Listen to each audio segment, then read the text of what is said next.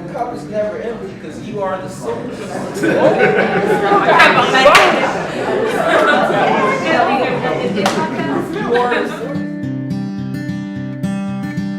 Exercise that if you don't remember anything from here today, you remember this one.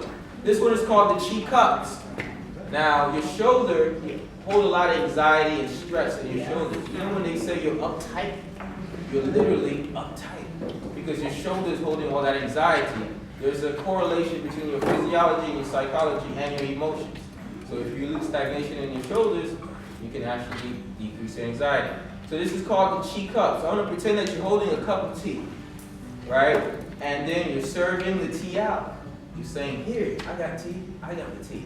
And you bring the tea to the side, right? And then the tea goes over your head, and then the tea goes forward, and then the tea goes right back in.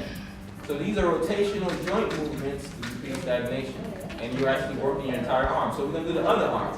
You're going to serve the tea. Bring it to the side, go over your head and lean back, then go forward, and then bring it back in. And then we're going to do that again with the arms, with the other arms.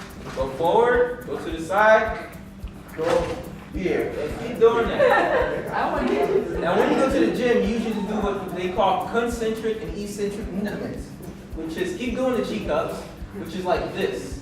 Now over time, when you're doing that, your joints are not meant to go in one direction, up and down, like this. It's meant to rotate. That's why it's like on a pivot. So when you do rotational joint movements, you have less effect on your joints, which helps you age gracefully. So now we're going to do both arms, almost like you're swimming.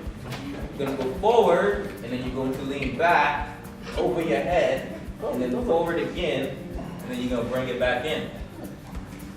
You're going to go forward, go to the side, lean back, go forward again, and bring it back in. And then now we're going to do the reverse version of this and we're going to speed it up.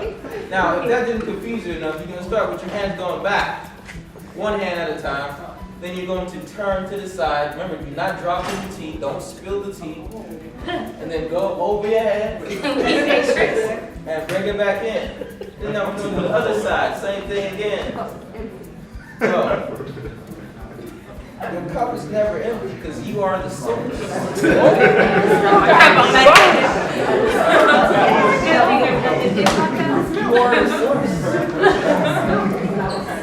All right. Now we're going to do both arms. Starting back here, going forward, almost like you're going to try. And this, actually self-defense movement. It is a self-defense movement. Now, if you're not keep doing that, if you're not excited enough to do this at home, I'm going to show you how Qigong goes.